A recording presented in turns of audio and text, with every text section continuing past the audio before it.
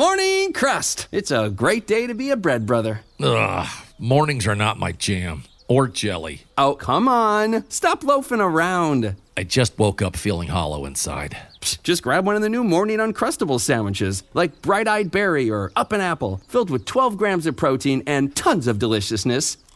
Crust, what are you eating? It's just granola, not even yogurt. No crust, no fuss. Uncrust your mornings. Oh, it's such a clutch off-season pickup, Dave. I was worried we'd bring back the same team. I meant those blackout motorized shades. Blinds.com made it crazy affordable to replace our old blinds. Hard to install? No, it's easy. I installed these and then got some for my mom. She talked to a design consultant for free and scheduled a professional measure and install. Hall of Fame son. They're the #1 online retailer of custom window coverings in the world. Blinds.com is the GOAT. Visit Blinds.com now for up to 45% off site-wide, plus a free professional measure. Rules and restrictions apply.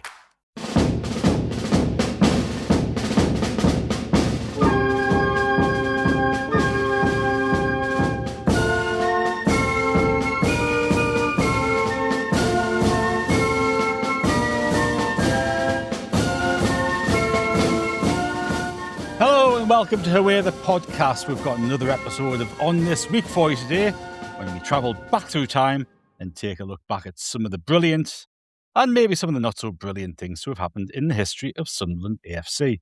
And as usual, I've got a couple of people with me here today who are always keen to share their expert knowledge and their razor-sharp recollections with you.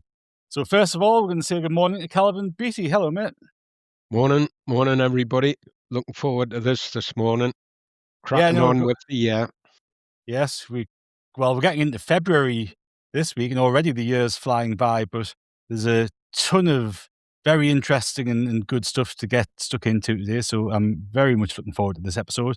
And joining me and Kelvin is, of course, Andrew Smithson. Hello, Andrew. Hello. Nice to see you both. And yes, here I am. Not quite razor sharp, but ready to go all the same. You do yourself a disservice. Andrew, at the end of the episode last week, you left us a quiz question about my all-time favourite Sunderland striker. So do you want to get stuck into that one, mate? Yes, this was a little homage to your good self. Like you say, he was a big pal of yours and a big favourite of yours. 26th of January 1998, we signed striker Danny Dicchio. But from which club did we buy him? That was the question. And I'm going to let you take the honours there, Martin, because I love your story about how you found out about the big move for Dicchio. Yes, well, it was. I still remember, as I said at the end of last week's episode, coming home and putting teletext on, and the main headline declaring Sunderland sign Italian striker, and you go and get in. Who on earth's this? And you pressed 401, I think it was the lead story, and Sunderland had signed Danny Dicchio from Sampdoria, I believe it was, wasn't it? Well, hey. Yes. Were you hoping for Del Piero, like Martin? Was that who you were? You know, in retrospect, I was hoping for anybody else. Poor Danny. He wasn't as bad as all that, man. Come on. No, as we've talked about before in this programme, it was the fact that he didn't want to take a penalty at Wembley, and then when we got a penalty when we were 5-0 up against Oxford or something, he couldn't wait to take it, and he stuck it away. And to be fair to him, there might have been a very good reason why he didn't take it, but he had his boots and his socks off, and he wasn't going to step up at Wembley. Well, Martin, I know this is kind of gnawed away at you for what are we looking at? Quarter of a century. Over a century now. I'd forgotten this, but do you remember that at that time at Wembley, he hadn't actually scored for us by that stage? And he'd missed a sitter in the final. Yes, he did. Fluffed one. Yeah. Yeah. I'd forgotten that there was all of this around him. Apparently, since joining from Sampdoria, he'd had 2 starts for us. He'd come on from the bench 11 times. He actually started in the first leg of the playoffs away at Sheffield United as well. But his first goal didn't come until the start of the next season. It was August 1990. Yes, it was. It was a Worthington Cup game against York. Now, I don't know if you remember it, Martin, but his first goal was actually a bit of a fluke. So I was there. Well, with him present that night. You might have been stood next to me because I was there as well, and I'd forgotten, but there was a whole load of chatter around the fact that we'd signed this striker and it had taken him this long to get off the mark. And then when his goal does come, it's a bit of a fluke because he's gone to charge down the clearance as the goalkeepers look to punt the ball upfield, and it's bounced off his leg and gone in. And I just, that old adage that you get from strikers about they don't care how they score, if it goes in off the backside, that they're not bothered. Well, that was him actually living that out. Because sure enough, a few minutes later, having gone so long without scoring, he then gets a second for us. So, yeah, maybe... That was a cracker, though, was it not? It was, well, I mean... Was it better than Andrew, stop feeding Martin's ditchio-friendly man. Come on, we've got a pod to get on with. You're just winding him up there. All I'm going to say is it's better than any of the goals I managed to score for Sunderland. He gets a header. He gets a header. It hits off the bar and he's there to put the rebound in. But maybe that was like one of the factors in why he didn't take a penalty. The fact that he couldn't score for Toffee and left him a little bit cautious. But I mean, he got 18 goals for us. He started 30 odd times. I think he had another 60 odd appearances. So he was only ever meant to be backup for Niall Quinn, and I think he did a decent job of that in general. I remember when we won the title, there was a lot said about how the fact we had 4 strikers, all of whom were capable of getting a goal, but just... I think it's that failure to maybe step up when it really mattered is what it's character, Andrew. Mm. and I don't know either whether, because I loved Mickey Bridges at this time as well. I thought Bridges was a fantastically good player, and I must admit, I think in the second half of that season after he signed, I remember feeling Dickie got some starts and some opportunities off the bench that Bridges should have got. And looking at the playoff final team, Bridges wasn't even on the bench. And I don't know if he was injured then or whether he'd been left off, but he was on the bench for the 2 semis. So maybe there was some of that playing about in my mind context as well about that. But yeah, I just thought, you're letting somebody like Mickey Grace step up and take one. If you've been signed as an Italian striker signing for Sunderland in the second tier of English football, you should be quite happy to step up when the penalty shootout gets to one chance. You get one chance. You do. And you've got to do an awful lot to come back from it. And he scored 18 goals in 97 games for us, but 62 of them were as a sub. So you can kind of, if you just do starts to goals, he's got a pretty good scoring ratio. Typically, and this probably serves me right, he scored 4 in 5 league games against us after leaving. So he was very prolific against us, wasn't he? I remember him scoring for Millwall, and he got one for West Brom and one for somebody else as well. But now, was it Preston? Yes, Preston, perhaps? It was. Yeah. It was. That's right. So anyway, there we go. We've talked about the answer to our quiz question long enough to bring me out in a cold sweat. We are going to get on with January the 26th. Now, 1895, Johnny Campbell and Jimmy Miller were amongst the goals. Sunderland won 5-2 at Stoke. This kept us up at the top of Division 1. Jimmy Hanna and Andrew McCready were the other scorers on that day. 1952, we played Portsmouth away, beat them 2-0. Trevor Ford and his best friend Len Shackleton got the goals on that occasion. Now, 1957, a chap called Shaun Elliott was born in Hayden Bridge, and he went on to play 362 games for us, scored 11 goals. He's booked 50 times and never sent off, which I think is quite a remarkable achievement. If you've been on the brink 50 times and never managed a red card. And Kelvin, you were fortunate enough to see him play many occasions. I was, and I'd say to you that he probably was quite lucky he wasn't sent off a bit more. No, he's yeah, I would definitely put him in one of my favourite players, Shaun Elliott from that era. Fantastic servant to the club, first choice for nearly a decade, and never let the club down. Playing, great partnership he had with Jeff Clark at centre back. But this lad could play in midfield, and sometimes used to get played in the. It's funny. I was talking about this the other day to a lad that watched him play there, a lad similar age to me, and I said, "Do you remember him playing in midfield? And how good he was?"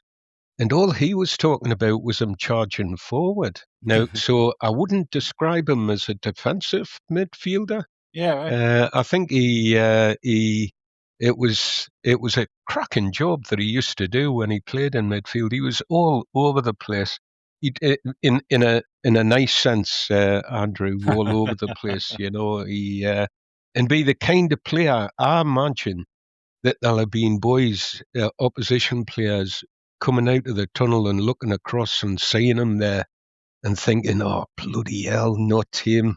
He'll never be finished with." Where he just was a lad that came out and ran and ran and ran, strong in the tackle.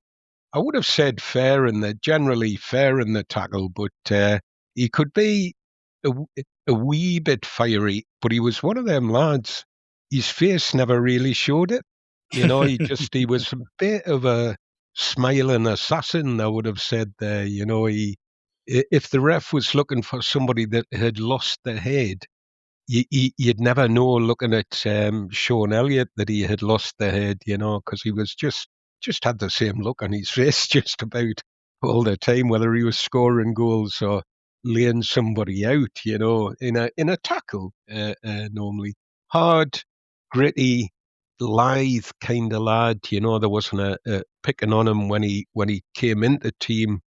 He was just all muscle and fast twitch muscle. And when he left the team, when he finished playing, he was still built like that, quite good in the air, but he was just short of 6 foot, I think, Shaun Elliott. He wasn't the tallest centre back, but still quite good in the air, good leap on him, good athlete when he played, but very, very canny on the ball as well. And you saw more of that.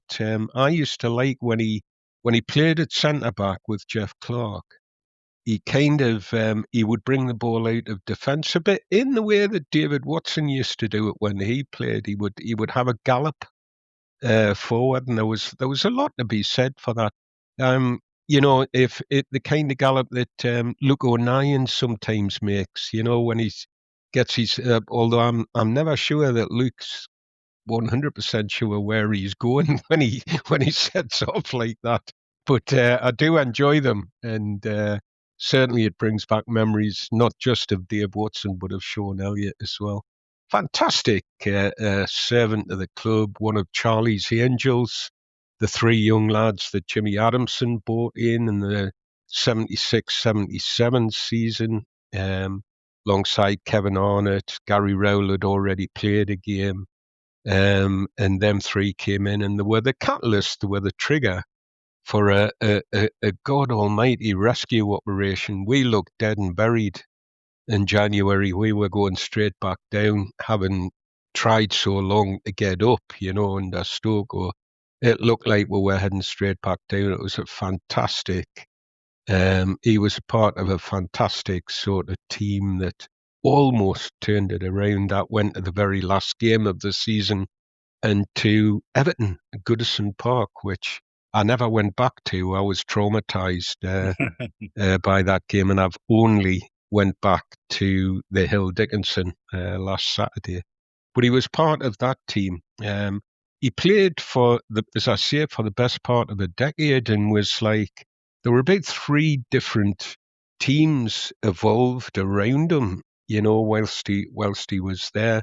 He was just part of the bricks, first choice, and a lad that you couldn't leave out of the team wherever you played him, whether it was centre back or whether it was in the middle of midfield. He was blonde haired, and I think sometimes, these jet blonde haired lads, you'll find that I do watch a bit of rugby, and over the years I've always thought the dark haired lads, the fair haired lads get away with blooming murder because the ref doesn't know who it is that's doing what. But when you've got jet blonde hair like he had, he was easily spottable. So I'm sure some of his bookings he might have gotten away with if his hair had been a different colour. But I'm imagining that the girls quite like that, and that it drew him a bit of praise from them. He certainly drew praise from me and a lot of fans my age. There wasn't too many people would have much to complain about with Shaun Elliott when he played. He was he only missed one game in the 79-80 promotion winning season. Terribly sort of consistent in that regard. He other noticeable things. He was club captain in 84-85, but was suspended for the 85 League Milk Cup final. It was then the League Cup final, and Barry Venison took the captaincy from him for the day. It was a tough one. That I do think they should be looking at that, and making sure that players that have worked their blooming bollocks off, and given a lifetime of service, missing a game for the state of a epoxy one extra booking. I felt hard sorry for him when he missed that game, and can remember him on the pitch at the end of the game. He was the fans were really, really supportive of him, and of course we had Gary Rowell on the pitch for Norwich, and them two. This was at Wembley in '85, and of course them two had come up through the books together. Shaun Elliott was slightly younger, just a little bit younger than Gary Rowell, I think, but they were really good pals, them two, apart from playing a lot of football together. So it was quite, I don't know, given that we were beat that day, it was one of the things that you were looking at and thinking, well, we've got two good lads there, even though one of them didn't play for us anymore and the other one was, unbeknownst to us, was on his way the next season. So I would imagine that'd be a load of boys my age, a load of fans my age. Shaun Elliott would be one of their players. Would be one of the boys that they would say was, I'd have him in my team any day of the week. Good grafter, good attitude, top player. Didn't deserve what happened to him when McMenemy came in. McMenemy came in, it was his testimonial year, if I remember that rightly. And McMenemy sold him to Norwich in his testimonial year for, I think it was around about 150 quid somewhere, 150,000 he sold him for. Be a very cheap deal, wouldn't it? 150 quid. Very, very. I mean, at least he didn't sell him for now. Like, I think we're talking about Rob Hindmarsh.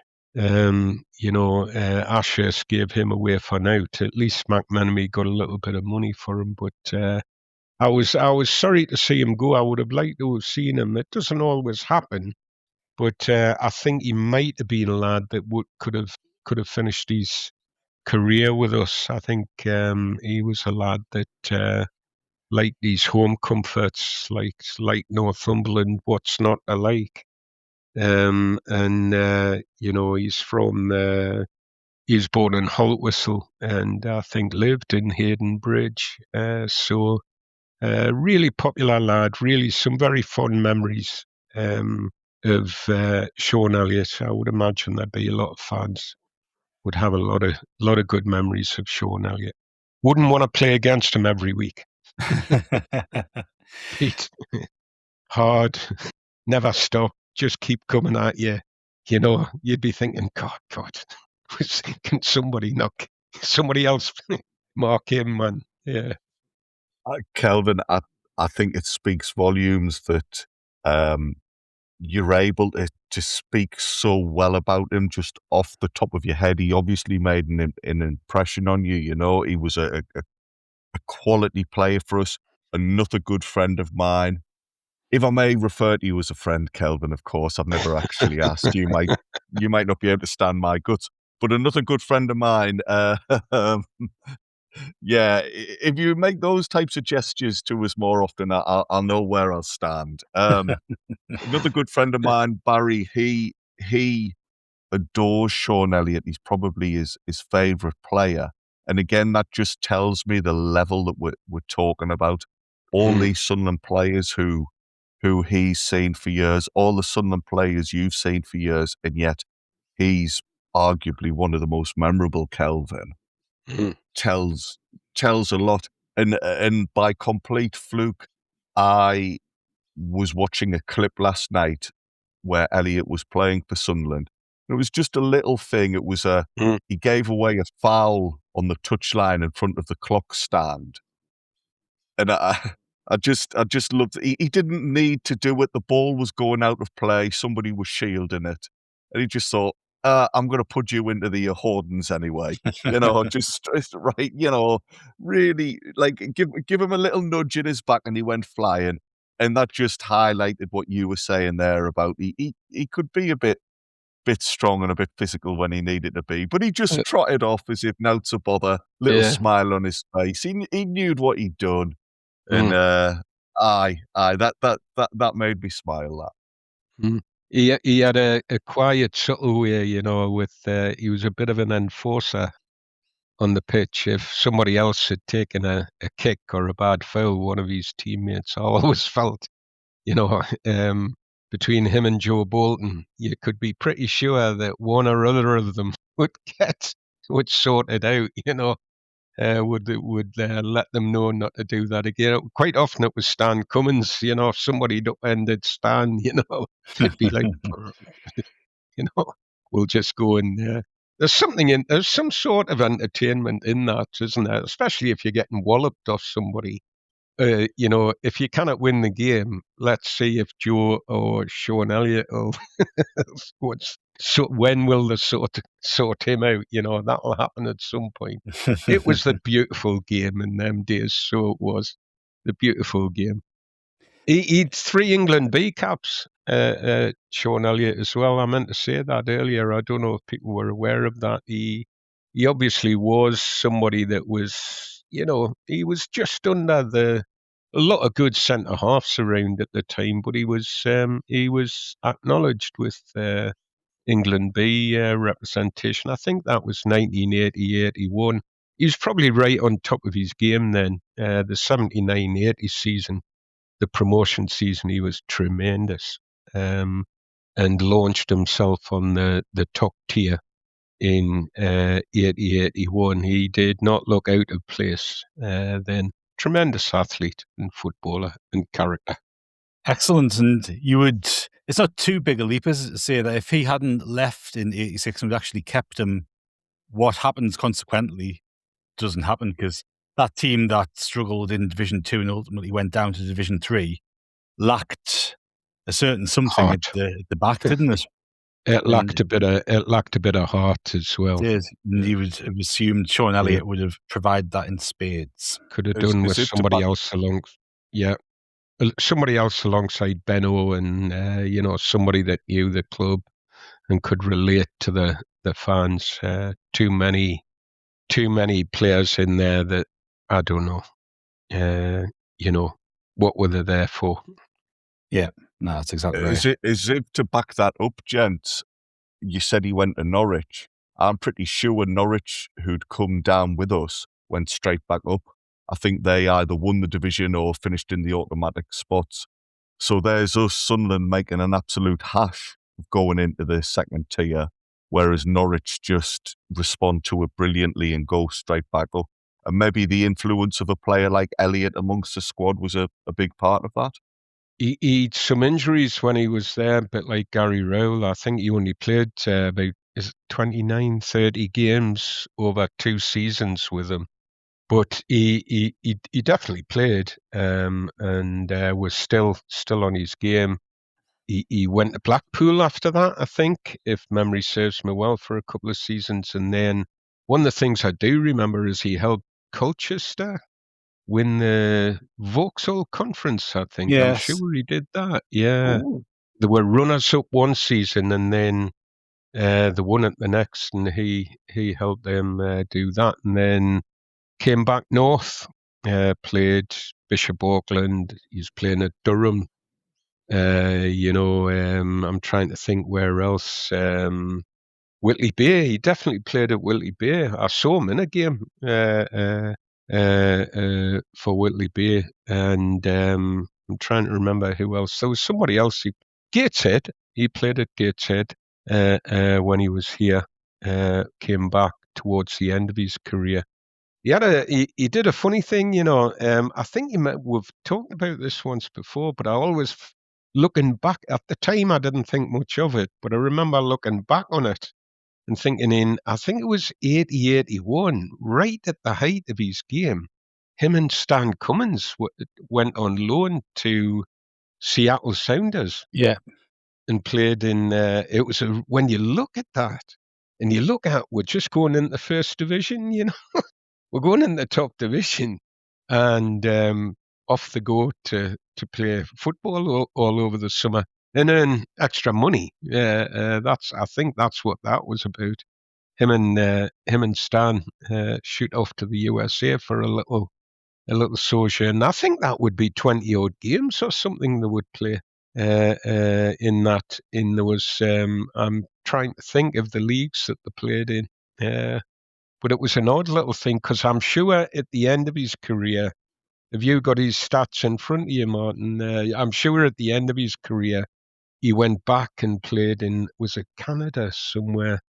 But it was in the USA leagues. I'm sure he played 2 games for, it'll come to me, Albany. Was it Albany? It was something like that. Yeah, let's have a... Yeah, in Canada. Albany Capitals. There you go. Yeah. My memory's not as bad as what I think it is. Hey, there you go. Now, I just want to come back to, because somebody will pull us up on this. So in 85, 86, Shaun Elliott was playing for us. So he played 35 league games that season in second division. Norwich won the championship that season. He was playing for Sunderland that season. Norwich signed him going back up to the first division. Ah, right. And they finished like 5th or 6th that season in top flight. And as Kelvin said, he was kind of beset by injuries during his time at Norwich. But, he was a top flight player as we went down to the third division. So again, I know we certainly struggled in that first season under McMenemy, but taking, context, tradition and heart out of the team, and longevity and a bit of that know-how about the club. We just keep talking. We keep coming up with examples of that, and it's the problem with the revolving door, the managerial revolving door, isn't it? Managers don't get to know their players; they don't get to know what they can bring, and then they're on their way. They make these decisions, they ship these players out, and then they're on their way. But you see it now, don't you? You see it with people like Russell Martin going into clubs, and you've got these managers have an idea of what they want to do before they've even actually looked at who the players are.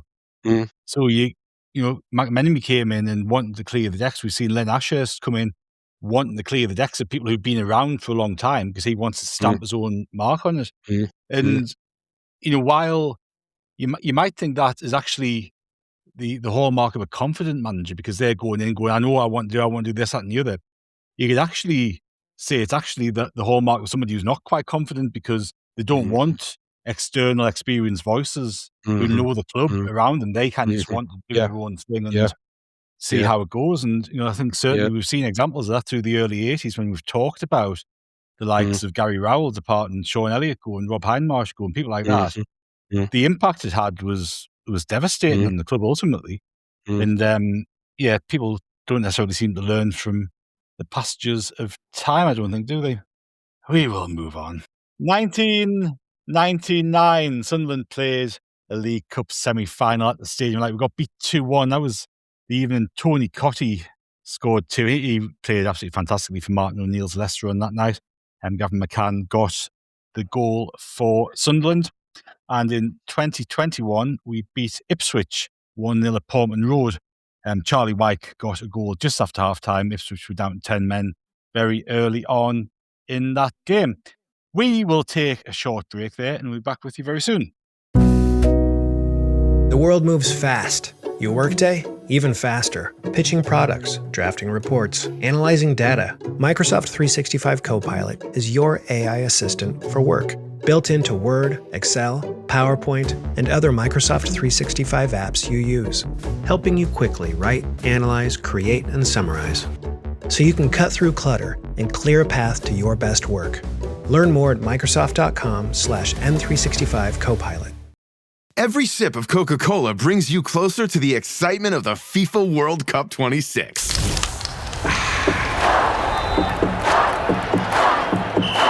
Because nothing compares to the joy.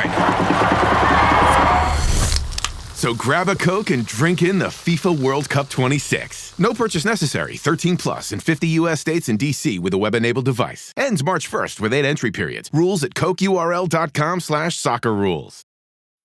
New Year, same extra value meals at McDonald's. So now get 2 snack wraps, plus fries, and a medium soft drink for just $8. For limited time only. Prices and participation may vary. Prices may be higher in Hawaii, Alaska, and California, and for delivery. Welcome back to Hawaii, the podcast, and you're joining us for another episode of On This Week. And we're going to get stuck into January the 27th. Now, 1912, Sunderland beat Manchester United 5-0 at Roker Park. George Holly got 4 goals and Charlie Buchan got the other. 1923, we beat Huddersfield Town at Leeds Road. Huddersfield were managed by Herbert Chapman at the time, and Charlie Buchan got a goal there. So that was, 11 years after his goal against Manchester United at Roker. He was still notching them for Sunderland. Now, 1951, this is a little bit of an odd one. Sunderland plays an FA Cup tie against Southampton at Roker Park. It was a 4th round tie. We won 2-0 with 2 goals from Dickie Davis. But we were wearing black and white shirts. Andrew, we were having a bit of a chat about this before we pressed record, and you told us that in the FA Cup in those days, it was a home team that had to change their shirts in the event of a colour clash, and we didn't seem to have anything else apart from black and white striped shirts available. Yeah, when you put it like that, it is quite peculiar. It was common in the era for the home teams to borrow kits off other neighbouring clubs, and I believe that's what's happened in this instance. If it wasn't this particular game, certainly around that time in history, we definitely borrowed a set of kits off Newcastle. But yeah, it is peculiar when you think about it, because we must have obviously had a set of change kits, and there was other clubs in the area we could have borrowed from. So it's quite a bit of a odd statement turning out in black and white. But yeah, games against Southampton, Sheffield United in the Cup, that type of thing would lead to us taking a very different look. And I bet that was confusing for some of the fans. It probably went against the grain a bit to be cheering on a team in black and white. Now, I wonder how many people didn't realise that the home team had to change shirts in the FA Cup, and for the first 15 minutes we're cheering on Southampton until they put a few faces to shirts and realised that things weren't quite right. 1973, we've talked a lot about Billy Hughes over these episodes of On This Week. His brother John made his one and only appearance for Sunderland. It was a game against Millwall at Roker Park. We won 2-0, and Dennis Stewart and Bobby Kerr scored the goals. But I think John Hughes was injured very early on that game. He managed to play the full game, but that was a career-ending knee injury. Kelvin, do you have much memory I was of that? at the game. Yeah, I was at that game. I saw that game. I was very excited. I'd say to you that I'd followed Hughes' Yogi, they called him. The Celtic fans adored him. He was a fantastic goal scorer for them. And I used to follow Celtic on their European nights, listen to it on the radio, believe it or not. My dad always used to stick the radio on in the kitchen and would sit and listen to it would be on. And Yogi always amused me as a kid, the commentators used to call him that.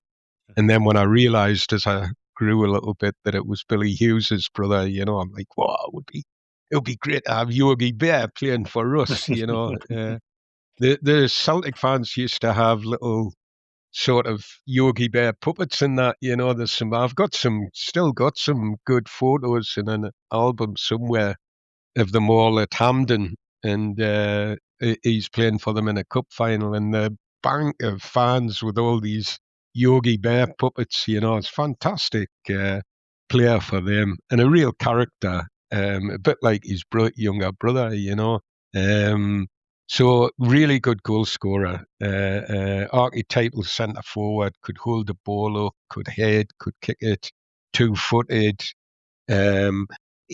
If you had an issue with him, it would be he wasn't whip it fast like his brother. His brother was Billy Whiz, John Yogi, he wasn't like that. He was a different kind of forward. But very excited to see him play. Felt that Bob Stoker had made a really, really good signing there, a clever signing. I thought he could do business for us. I think we got him from Palace, didn't we? And Yes. He'd been there and things hadn't gone particularly grand for him down there. So in he comes, and by all accounts, the injury that finished him happened in the first 10 minutes of the game. Yeah. And he, as you say, he struggled on, played on, and we never saw him again. Never even, that was his one game. Sliding door moment, because Vic Allen would never have been at the club if, another cult hero of Vic Allen, but he would never have been needed if Yogi had come through that game and settled himself in, And who knows what happens if that doesn't happen. So, given what it led to, we can't have too many gripes about it, but it's a real shame for him, because he was a very good player by all accounts and came with a very good reputation. He was, boo-boo. I remember working in North Shields and somebody said to me, what's a matter, boo-boo? I was like, what? He goes, what's a matter, boo-boo? I was, he goes, not Yogi. Oh, gee, Yogi. Right, 2001, my favourite striker, Danny Dichio, scored as we beat Ipswich 1-0 at the Stadium of Light in the FA Cup. 2004, Mickey Gray left the club after almost 14 years to join Blackburn. I think he'd been away at Celtic on loan and stuff like that, hadn't he, beforehand? But that was his permanent departure from the club. 2009, Sunderland beat Fulham 1-0 at the Stadium of Light under Ricky Sprazier. Kenwyn Jones got the goal on that occasion. And 2024, we beat Stoke 3-1. This was a rare moment of sunshine under Mick Beale's stewardship. A really, really strange thing happened on this day. Actually, Mason Burstow apparently scored. Abdullah Barr got another goal, and Pierre Ekwer got the third. And Lyndon Gooch was in the Stoke team that day. I think he was making his first return to the Stadium of Light. Now, January 28th, 1893, we beat Sheffield 4-2 at Newcastle Road. James Gillespie got one goal, Jimmy Hannon got two, and Jimmy Miller got the other. 1933, Bobby Gurney scored a hat-trick against Aston Villa in the FA Cup in a 3-0 win for Sunderland. 1967, we beat Brentford 5-2 in the FA Cup third round at Roker Park. Neil Martin got two, and George Mulhall got one. Jim Baxter got a penalty, and John O'Hare got the other. 1981, Sunderland beat Man U 2-0. This was a rearranged league game. Gordon Chisholm got one goal. Gary Rowell got a penalty. Ian Boy made his debut, Kelvin, but Gary Bailey saved the John Hawley penalty just before half time, and Gary Rowell was on the field at the time. Hawley had been taken off by the time we got the second penalty that Rowell converted. But yeah, Gary Rowell obviously wasn't on penalties all the time during that spell, or was that a one-off? My sense of that, it had, I cannot remember 100%, but had he just come back from injury? Perhaps. Had he been playing? And that's my sense of that. I've put you completely on the spot here, so I didn't tell you I was going to ask you about that one, but it just cropped up. What was the year again, Martin? 81, January 81. Didn't he have a long period round about then where he wasn't scoring for us, and he'd just come back from long-term injury? He'd scored 2 goals against Norwich the game beforehand. So he was. Like I say, he hadn't been in goal scoring form. He only got the 2. This is interesting because this is actually interesting. I wish I'd had a look at this before we started recording. The game before this, so he'd scored 2 against Norwich in the 3-0 home win the game before. The game prior to that, we got beat 3-2 at Birmingham. Gary Rowell scored a goal, as did John Hawley. Both were in the starting lineup. John Hawley had his penalty saved in the second minute by Tony Courton, who was making his debut for Birmingham. Keith Burchin and Frank Worthington were also on the score sheet for Birmingham that day. So Hawley's already missed 1. He takes the next one, he misses again. So it's interesting that Rowell was actually when you click back through the games during that period, Rowell was actually in pretty good goal scoring form. So yeah, just a little interesting quirk there with penalties in that season.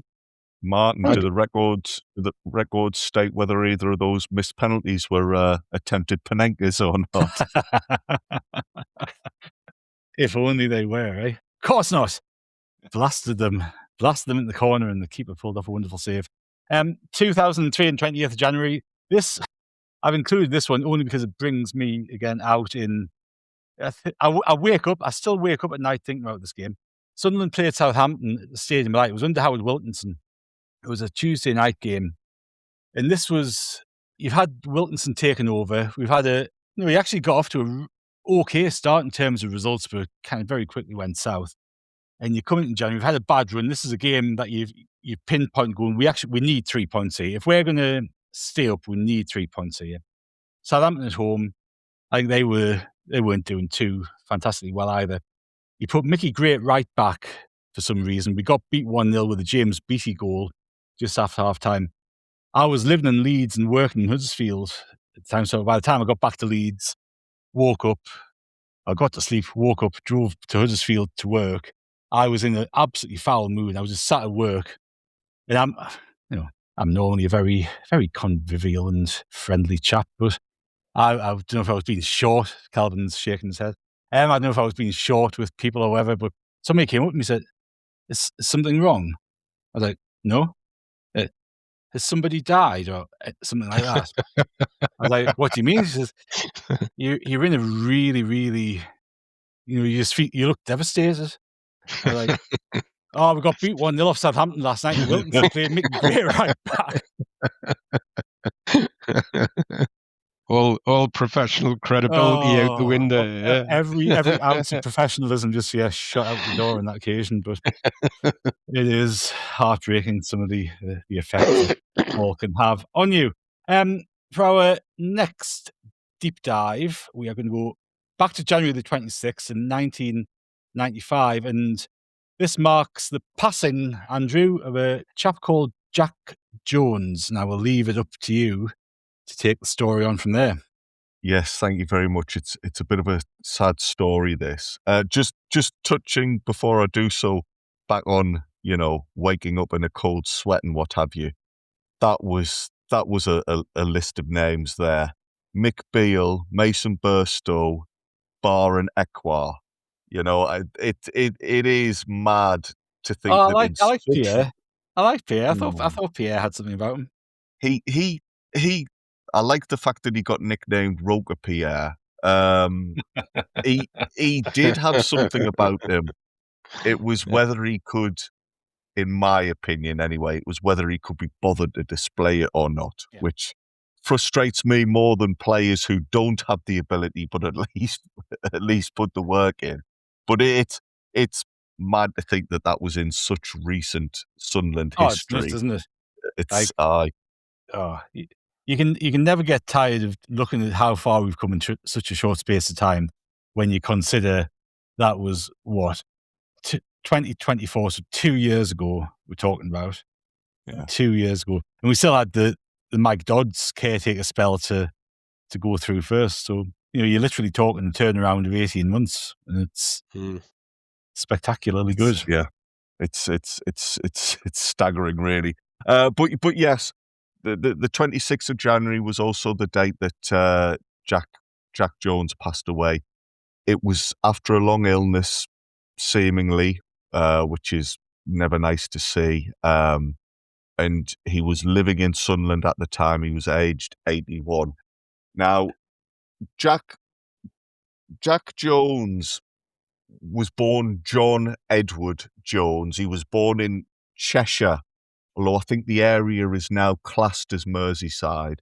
When he was born, Sunderland were reigning league champions. It was 1913 that he was born. It was a couple of months after the season had finished. He played for a few local clubs before local non-league clubs before joining Everton in 1934. He was a really good player for them by all accounts.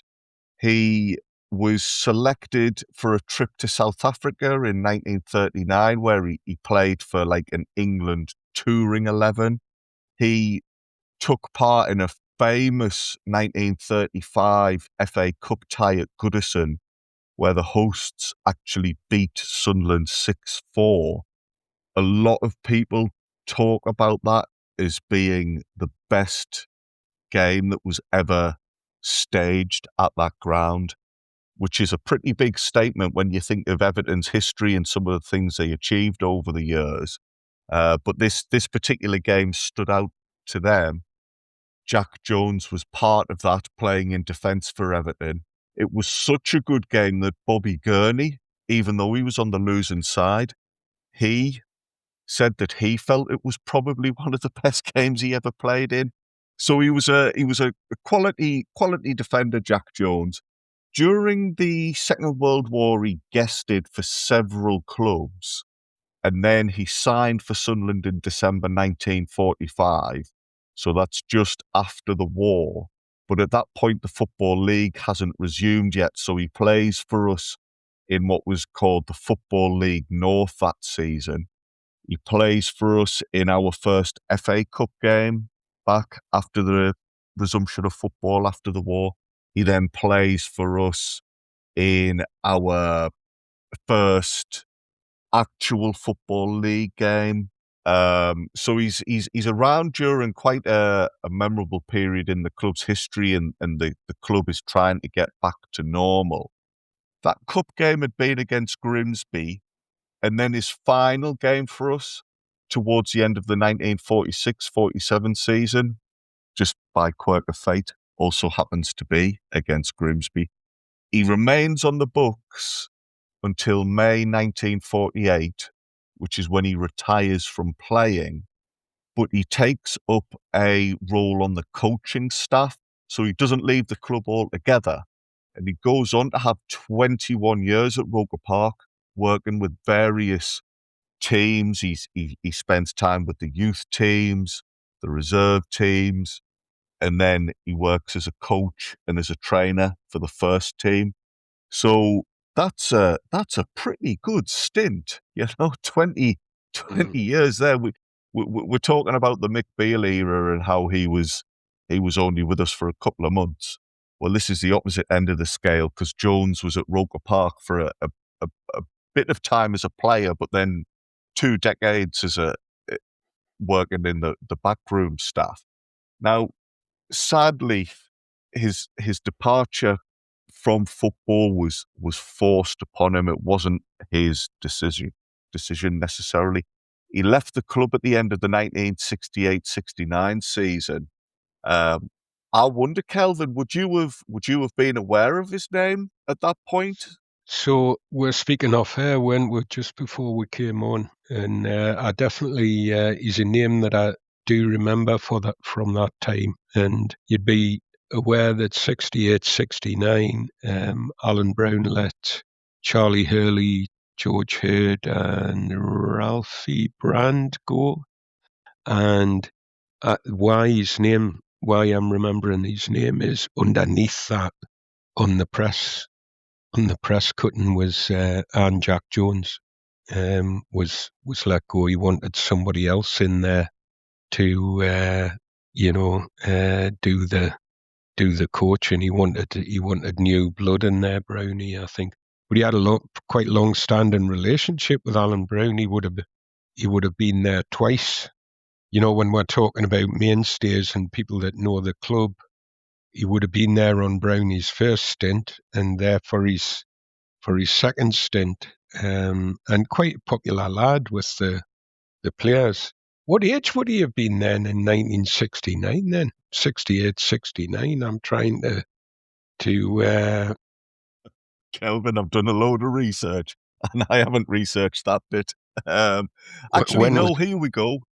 He was 56 at this point. Now stick a pin in George Hurd's name because we're going to come back to him, Kelvin. Okay. Yeah. So yeah, he left the club at the end of 68, 69. And by September of that year, 1969, it was reported that both he and Arthur Wright, who was another former player and had been a long servant of the club behind the scenes, they'd both been moved on at the same point, and they were now both taking the club to an industrial tribunal because they were seeking redundancy payments. They weren't very happy about how their departures had been handled. They weren't the only ones, because a couple of weeks earlier, a third employee, a fella called William Harris, who was the groundsman, he'd had a similar case dismissed. And at that time, there's a lot of talk about how 68, 69 had been a dreadful season for Sunderland. Money was a real issue. The club was struggling financially. We end up going down in 69, 70, and Brown relies a lot on younger players there. He also relies upon younger staff. You know, as I say, Jones and Wright had both been at the club for a long time, and he felt things had gone a little bit stale under them. Maybe bringing in these younger people was also forced on him ever so slightly. I know Brown wanted to do that. He liked bringing in younger characters. Well, it's just as well because we had no money anyway, so we probably couldn't afford to be spending big money. But yeah, they weren't very happy about how things were dealt with, so they took Sunderland to a tribunal. Now, I won't go into the full details of what the article says because it's a bit of a shame, really. Alan Brown's forced to go into detail about why he chose to let them go, and he has to respond to claims that they'd been scapegoated for poor results. And like you say, Brown did have a relationship with Jones. They'd worked together a couple of times. There must have been some sort of rapport there. I don't think Brown felt particularly comfortable having to explain why he sacked somebody. It's not nice to say.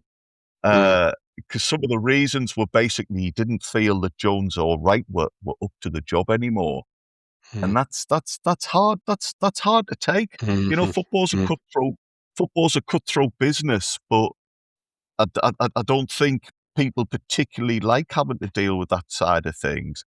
In this tribunal, it's accepted as well that Brown perhaps didn't necessarily give them good enough explanations and didn't handle it too well. So that, all a bit unpleasant. Like I say, I won't go into the full details of what was said, but I'll go through the crux of it. This clip in here that I'm going to read through was taken from a report on the 11th of September.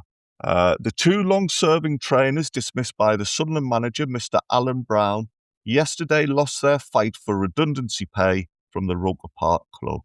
A three-man industrial tribunal took more than an hour to reach its decision after it heard evidence from the men and Mr. Brown at the sitting in Newcastle. Ex-Sunderland players, Mr. Jack Jones, 56, as Kelvin had asked, of Marina Avenue, Sunderland, and Mr. Arthur Wright, 49, now manager of the Travelling Man Public House, West Bolden, were dismissed in May. The tribunal chairman, Mr. Herbert Buick, said that last season had been disastrous for Sunderland. A bit of editorialisation by the chairman there. I'm not really sure he's meant to be given a running commentary on Sunderland's fortunes. But he said that last season had been disastrous for Sunderland, but added that he and his fellow members accepted that the two men had been dismissed because Mr. Brown thought there had been some falling off in the standard of demonstration and control of players by the two men. This probably resulted from their ages and the length of time they had been doing the job at Roker Park. Mr. Buick said that Mr. Brown had considered that their work could be done more efficiently by younger staff, but the tribunal accepted Mr. Jones's evidence that nothing about this had been said at the time he was dismissed. Added Mr. Buick, we think that Mr. Brown sounded distasteful to have to dismiss a man he has known for so long and who has given such long service. He ought, of course, to have told him the reasons, but didn't do so, and we think that this was wrong. He didn't give a reason to Mr. Wright either, but said he had decided to make changes in the staff and that Mr. Wright was one of those changes. Nevertheless, the true reason was that the work could be done better by younger men.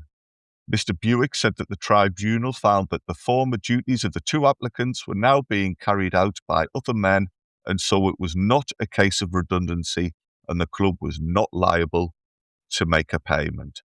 Now, as well as giving Jones's address of Marina Avenue, which for people who know the Fulwell area, know Marina Avenue is just next to Seaburn Metro Station. It would have been Sunderland Seaburn train station back then. It's a part of the world I'm familiar with. I live nearby, and one of my best mates grew up on Marina Avenue. The article also states that Brown at that point was living in Peereth Grove, which isn't far from Marina Avenue. Peereth or Pereth Grove is a lovely little street near St. Andrew's Church in Roker. It's seconds away from the beach. It's not far from the ground, actually. I mean, Alan Brown wouldn't have had to have got in his car. He could have just wandered down to Roker Park to clock in on a morning. So I think I've said before, I always like it when these articles give the addresses of people, and particularly if it's somewhere where I'm familiar with in a modern context.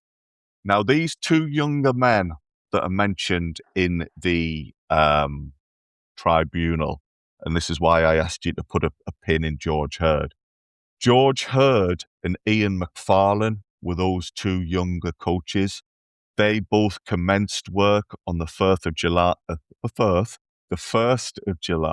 1969. Now, Hurd, exactly like Jones and Wright, had been a Sunderland player who then went on to become a coach. But perhaps the feeling was Hurd was a bit younger and a bit more in tune with modern methods. McFarlane interested me because I'd forgotten that prior to coming to Roker in the 70s, where he worked under Stokoe and then he became caretaker. We've spoken about his time as caretaker. I think he got rid of a lot of the 1973 team quite hastily. In fact, I don't think his time in the 70s at the club was too successful. I think a few players were unhappy that McFarlane had been brought in by Stokoe and didn't necessarily appreciate some of his behaviour. But I'd forgotten he'd had a stint with Sunderland before that. He'd resigned from a position at Sheffield Wednesday, seemingly, to take up a job at Sunderland. And then it wasn't that long before he took over as manager at Carlisle United. He became their manager in late 1970. But when that happened, it was reported that he'd spent a month or so scouting for the Mags because he'd only just left Sunderland due to a disagreement with Brown. So here we go again. Brown is trying to find the right setup for himself. He's trying to find the right support staff, and it's not quite working. Brown, I think, was a really important figure in Sunderland's history, but there were one or two people who said he could be difficult, perhaps, and it was his way or the highway. So that adds in. But just going back to Jones, that was a real shame things ended for him like that. After football, he worked as a hospital porter and then as an operating theatre technician. So he stayed in Sunderland, he stayed local. He was a handy cricketer, seemingly, and was a member at Ashbrook in Sunderland. Now, Ashbrook, lads, I know yous are not from Sunderland itself, but I dare say you will have heard of Ashbrook. It's a famous sports club in Sunderland. It's sited on what had been Groves Field, where Sunderland had hosted a handful of games back in 1882, 83. So it's this place in Ashbrook with a lot of history to it. And Jones was a part of the club for a long time there. The family announcements in the Echo in 1995, it said that he died peacefully at home, and that he would be sadly missed. He was a much-loved father, husband and grandfather. I wonder if he might still have family in the area. You know, it's very possible given the fact that he'd stayed in Sunderland. So, listen, if anyone's listening to this and knows his family, by all means, get in touch. Would love to hear from Jack's family and get a few memories of his time playing and working for the club. But yeah, there was the family announcements in the Echo. There was also a short piece in the paper a few days after his passing. And Billy Simmons of the Supporters Association, he's a well-known figure in Sunderland supporter culture. He was quite complimentary about him. He'd remembered him being a player and a member of staff at Sunderland. So sad how it ended for him, but shouldn't be forgotten that he was a key figure at the club for a long time and will have not only played with a lot of big Sunderland players, but also worked and helped coach a lot of big Sunderland players who came through in the 60s. So yeah, Jack Jones passed away this week in 1995. You'll have been at the club all the way through that Bank of England era as well. No, you would have been. Very, very interesting times that. And around for Jim Baxter's period with the club as well. What a 20 odd years of mayhem. He without doubt he will have had a whole load of stories. Unfortunately, the way football goes, I think it's very rare that somebody leaves a club on their own terms. It's often the way that it comes to a bit of a disappointing end. But you're right, he will have dealt with so many Sunderland characters and had so many stories. So if anybody knew his family or is part of his family and you've got a few little nuggets to tell us, please drop us a line, because that would be lovely to hear. It certainly would, wouldn't it? And it's, this is what I love doing about this podcast, because I think I'd heard the name of Jack Jones in passing before, but I'd never really understood too much on face value. He's somebody who plays 30 or 40 games for us, and that was kind of it. But to have such a long association with the club and spend the rest of your life in Sunderland and around the club and all that sort of stuff, it's quite remarkable, isn't it? Great story. Sounds a character. Indeed. So thank you very much for that, Andrew. We will take a short break and we will be back after a couple of ads. Welcome back to How We're the Podcast, and you're joining us for another episode of On This Week. Now then, January the 29th, 1921, Sunderland beat Arsenal 2-0 at Highbury, 2 goals from Charlie Buchan. 1927, we beat Leicester 3-0 at Roker Park. Dave Halliday got 2, and the 20-year-old Bobby Gurney got the other goal. 1949, FA Cup shock. Sunderland played away at Yeovil on the sloping pitch after extra time. We got knocked out, and I think it was pretty much one of the biggest ever cup upsets of the time, and still remains so today, doesn't it? Even I remember in the late 80s, early 90s, when you're watching FA Cup build up for the third round and stuff like the fourth round games, Sunderland versus Yeovil's always mentioned as being one of the examples of the magic of the FA Cup, as we like to talk about the other day. Yeah. I always remember that story. Jack Stelling used to tell a good story about when that happened. Now, and he was a hard, rambunctious kind of character, Jack Stelling. But when that happened, he didn't want to go out. He couldn't face people. And then many years later, long after he'd finished playing, he was a pensioner, and he's going to his gardening club, and he says, "I still get pelters for that at the gardening club," yeah. I think, oh my God, you fly with the crows, you get shot as one, do you not? Yes, people certainly have long memories, don't they? Sunderland lost 2-1 after extra time in that game. Jackie Robinson got an equaliser for us. And this was a team, you mentioned Jack Stelling there. Names like Len Shackleton were playing, Willie Watson was playing, Johnny Mapson, all of these big names that we've talked about over the past few months, and absolutely just shows that no matter how good you are, you can still get beat. 1972, Sunderland beat Charlton 3-0 at Roker Park in a league game. Brian Chambers got 2 and Billy Hughes got 1. 1995, this was the FA Cup tie at Roker Park. Sunderland played Tottenham Hotspur. This was a big game. I remember Jurgen Klinsmann was in Tottenham side. Unfortunately, we got beat 4-1 on that occasion. Phil Gray was the goal scorer for Sunderland. Gary Bennett got sent off in that game. But there was 2 notable things that happened as a consequence of those 2 events. Phil Gray's goal was Sunderland's 500th FA Cup goal, and Gary Bennett set the record. I'm not sure if it's still a club record, but he got the record for the most amount of red cards. That was his 5th red card for Sunderland. It was a good save, though. It was a very good save, wasn't it? It was a stonking save. I think he says it's the best save that he's ever seen. It when he watches it back, it's the best save he's ever seen. It was a stonker.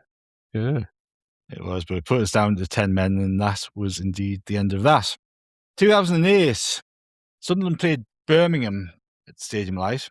We won 2-0. Daryl Murphy got 1 goal. Can I remember who got the other? Was he a substitute star striker we just brought in?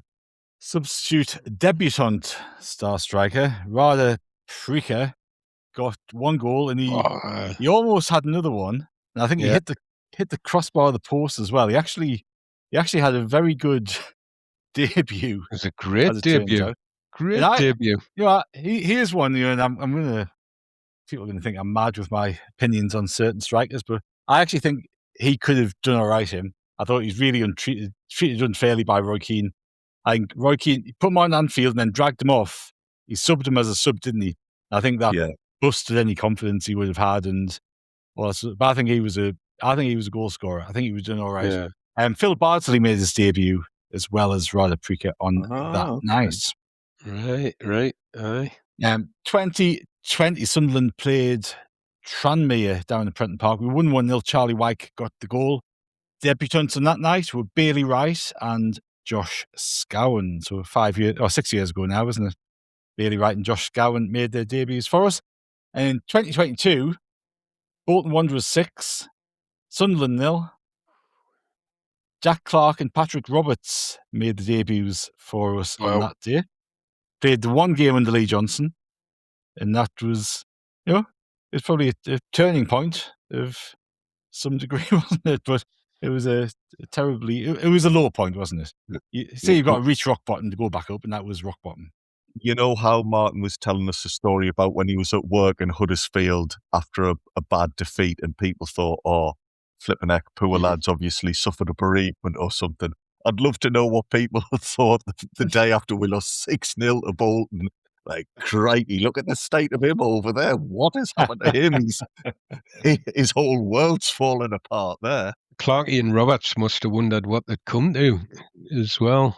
When you think how quickly... Well, obviously, Jack Clarke was on loan. I think Patrick Roberts, he wasn't on loan, wasn't he? But he signed a kind of a short-term contract till the end of the season. There was some agreement to make permanent certain things happen. But yeah, I don't think if you'd asked Jack Clarke and Patrick Roberts on the evening of that game, travelling back on the bus, whether they'd like to spend the next 3 or 4 years at Sunderland, they might not have been overly enthusiastic about the prospect. But Jack Clarke probably still wishes he was here.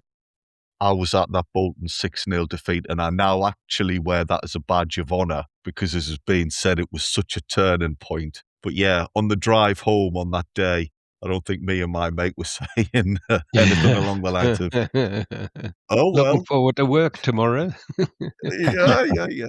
Another odd instance where a shocking story actually leads to... in a roundabout way, leads to good times, and we're still enjoying the response to that. It was a watershed moment, I think. Oh, but it's that thing, isn't it? You don't know what we've had. If we got beat 1-0 that day, and it'd been a half decent performance, we just narrowly miss out. Does Lee Johnson get sacked? He was doing okay because at the start of the day, had we won and results gone our way, I think we would have gone top. So it wasn't like the team were languishing. No. But they had this in them that when they lost, it was an absolute collapse. I think Rotherham beat us 5-1. Sheffield Wednesday hammered us, didn't they, as well, at some point? Yeah. Lee Johnson had that in his history, though, as a manager, didn't he? A lot of the clubs he'd been at, Bristol, Barnsley, their fans called him streaky, didn't they? That was his... The day, you know what, when you actually look into it, he's not that much more streaky than some other managers anybody else had. Yeah. You know, you look at Steve Bruce used to go through bloody large stints of not win. Peter Reid in the Premier League actually went through decent spells of not winning. But Lee Johnson got kind of tarnished with it. I think it was because when it was good, it was good. But when it was bad, it was horrid. That was the thing with Lee Johnson. He was actually too emotional. He felt it too much to actually respond in the right way. And obviously that then has an impact on the players, doesn't it? Because, you know, you look at the likes of Alex Neil, who took over from him, who was very just kind of straight down the line. He wouldn't get, you know, it's that saying, isn't it? Don't get too high, don't get too low. Alex Neil certainly didn't do that. Lebris doesn't do that. Tony Mowbray probably did to a bit of an extent. But I thought you could see in some of Lee Johnson's interviews after we'd gotten beat, he felt on the verge of tears. And then interviews where after we won, he was like high as a kite. So there wasn't any kind of consistency. And if you're putting that out to fans, media, etc., you're going to be putting the same thing in the dressing room as well. And that then has a consequential impact of if you're struggling in the game, you're going to really struggle. But it has the flip side, you know, like the 5-0 against Sheffield on New Year's Day or New Year's Eve or wherever it was, where we're playing really well and it's all great and we go and turn them over. So it's a funny one, which leads us on nicely to January the 30th, because on January the 30th, 2022, Lee Johnson gets sacked.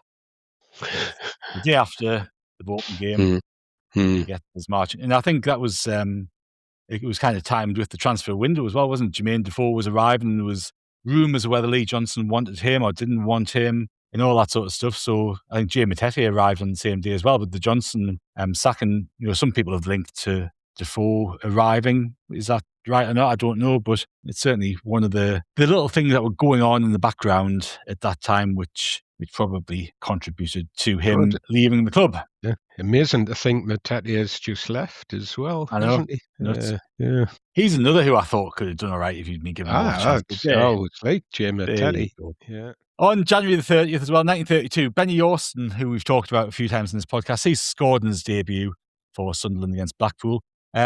We actually went 2-0 up. Jimmy Temple had scored after 5 minutes. Benny Yorston put us 2-0 up. But we ended up losing 3-2. Jock McDougall, one of our defenders, got injured very early on, and as you kind of had to do in those days without any subs, if you could still stumble about the pitch, you stayed on. And he went to the left wing, stumbled about the pitch. Obviously, that reshuffle in defence didn't do us any favours, and we ended up chucking away a 2-0 lead to lose 3-2. Martin, I don't wonder by any chance was Jock McDougall Scottish, do you reckon? if you were doing a cartoon character of a Scottish person, you would name him Jock McDougall, I think. Born in Scotland, died in Scotland. So Yes. Yeah. Go on, lad. Go on. 1935, Sunderland lost 6-4 after extra time at Everton in the fourth round FA Cup replay. It was 3-3 at full time. Bobby Gurney, Jimmy Connor, and Bert Davis with the goals in normal time, and Jimmy Connor got our other goal in extra time. Was that the game, Andrew, or one of the games that you were referring to earlier with Jack Jones playing in as well? Yes, that was the one. It was a one that a lot of Everton experts rate is the greatest ever game at that ground. I've read about it a couple of times, and it's funny, isn't it? You usually don't like reading about Sunderland defeats, but that was one where I think both teams played really well, and it just fell their way on the day. But 6-4 extra timer. I don't think too many people were complaining about value for money after that one. Been fairly happy after that one. 1971, Sunderland played Blackburn. We won 3-2. Dennis Stewart, Brian Chambers and Richie Pitt got the goals. Ken Knighton was in the Blackburn team on that day. 1982, we beat Wolves away 1-0. John Cook with the goal. 1988, we beat Gillingham 2-1 to move us up to the top of Division 3. Gary Bennett and Marco Gabbiadini got the goals on that occasion. Now, on January 31st, 1900, this was the first ever FA Cup tie at Roker Park. We beat Derby 3-0 in the first round replay. Billy Hogg got one. It was a day for the Hogs. Billy Hogg got one, and Bobby Hogg got two of the goals. 1949, and this is one we've talked about before as well. Ivor Broadus, who sold himself to Sunderland. He sold himself to Sunderland on this day. He became the first manager to transfer himself. He was player manager of Carlisle United, and he transferred himself for £19,000 to Sunderland. And there has to be pointed out. There has to be a conflict of interest with that. Surely, come on. He probably saw that the directors as being a very good deal for the club. He wasn't a good manager anyway. He wasn't the right person for the job, and somebody else could do it far better. And they'll have 19 grand in the bank as well. And Andrew's just pointed out I should have made the statement. The Billy and Bobby were hogging the headlines in 1900 by missed an open goal there, didn't they? Pathetic, isn't it? I rely on Kelvin to just jump in with those. Never mind anything else. 1958, Sunderland played Swansea Town, and we beat them 2-1. Ernie Taylor, another chap who we've spoken about on the past episode, got the goals on that occasion. 1998, Sunderland played Port Vale at Stadium of Light. And this was Niall Quinn chip game where he chipped a beautiful goal into what is now the Roker end, didn't he? Alan Johnson, Kevin Phillips and own goal were the other scorers for Sunderland in that game, 4-2 against Port Vale. 2001, Mickey Gray and Alex Ray were sent off, both red carded, as was Andy Cole. Sunderland played Manchester United at the Stadium of Light. And this was a top-of-the-table clash, and we were second. They were first. They were the best team in the world, essentially, at this point. We hadn't been beaten at home all season. I think Mickey Gray got sent off in the first half, didn't he? Then Alex Ray and Andy Cole got sent off in the second for having a bit of an argy-bargy. But Sunderland finished with 9 men as we went down 1-0. 2015, we beat Burnley 2-0 at the Stadium of Light. Conor Wickham and Jermaine Defoe got first half goals for us. Notable thing about this game was that this was Gus Poyet's last league win for Sunderland. We beat Fulham, I think, in the FA Cup the midweek after that, but that was his last league win as Sunderland manager. We will move on to February the 1st, 1913. Sunderland played an FA Cup second round tie against Manchester City at Hyde Road. This was abandoned after an hour. The crowd control. And I don't know how much or how great the crowd control was back in 1913, what the stewarding situation was like, but whoever was involved couldn't keep the fans on the pitch. Crowds kept invading the field. Sunderland were leading 2-0 at the time with goals from Charlie Buchanan and Jimmy Richardson. So the game got abandoned. Man City were fined £500 in order to replay the game at Roker Park. We won that game 2-0, fortunately, as well. 1930, we beat Aston Villa at home 4-1. Gordon Gunson got one of the goals. Albert Wood got another. And Billy Clunas got two of them, one from the penalty spot, as we beat Villa 4-1. 1964, Nick Sharkey got a hat-trick against Swindon at Roker Park. Johnny Crossan got two of the goals as well, and Brian Usher got the other one. 1975, Sunderland played Blackpool at Bloomfield Road. We were 2-0 down. Terry Alcock and Wyn Davis, who I think was a former Newcastle player, wasn't he? It put Blackpool 2-0 up at half-time. We staged a good comeback. Vic Hallam got one, and Bobby Kerr got another one to put us 2-2 with 20 minutes left. On 75 minutes, Sunderland got a penalty. Billy Hughes steps up to take it. And can you remember what happened, Kelvin? I was there. I was standing right behind the goal. Do you remember I do remember it. There was a steward. You were just talking about him. He was a blimmin' steward standing right in the goal. He was standing behind the goal, but right in it, and he was waving his arms and doing all sorts to try and put them off. And when Hughesy missed it, he's bloody jumping around like a banshee. He was lucky he didn't. There was a load of Sunderland fans behind him. He was lucky he didn't get blimmin' marmalised. It was unbelievable. You can watch that. That's still on. You can find that on YouTube. Yeah.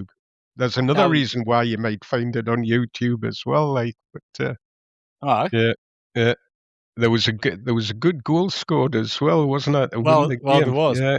So, Mickey Walsh scored the winner. Ended up going on to score the winner for Blackpool to make it 3-2 right at the end of the game. And that was a goal that was on. I don't know if anybody remembers a 101 Great Goals video that was a staple for any respectable football fans video collection in the late 80s. Mickey Walsh's goal. But going back to the penalty, Kelvin, who was the goalkeeper? It was John Burridge. Burridge, who, of course, well, it wasn't the last penalty save he would make against Sunderland, was it? Let's put it that way. It's amazing. I think 15 years later... I'm sure that was his father in the white coat standing behind the goal as well.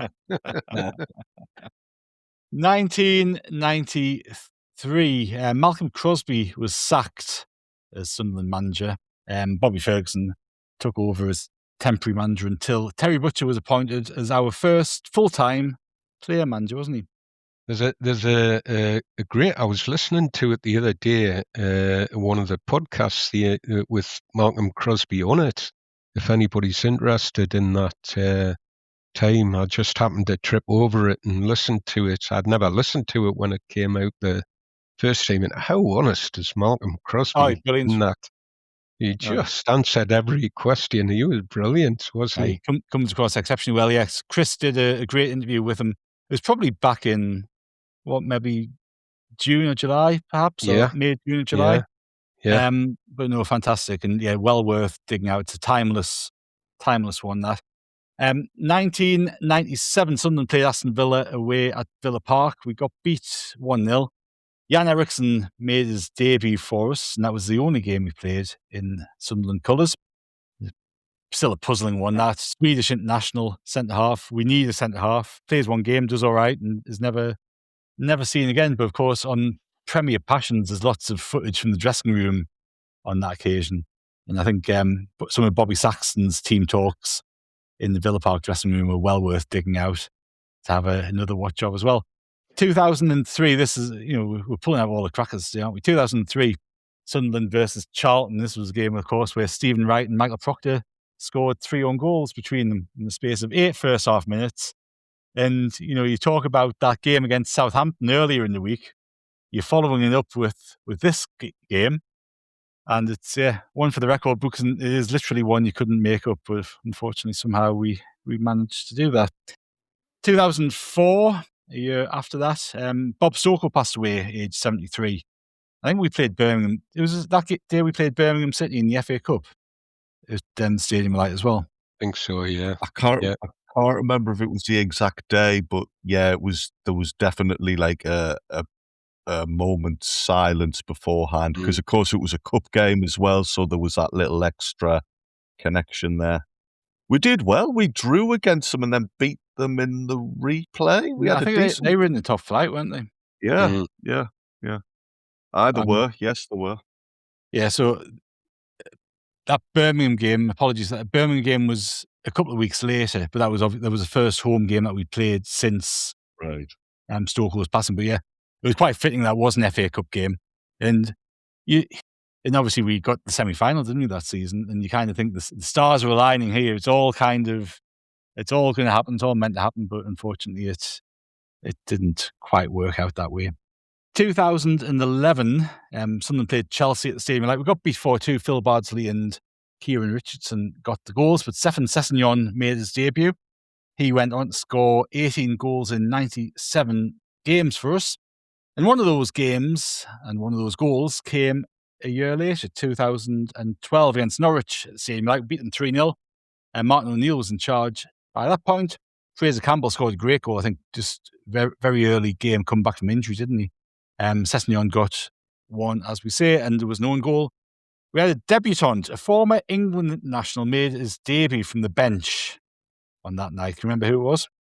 Would that have been Wayne Bridge? That was Wayne Bridge. Well done. Ooh, yeah, spot on. Nice one. Yeah. And in 2014, Liam Bridcut made his debut away at St James's Park as we beat the Mags 3-0.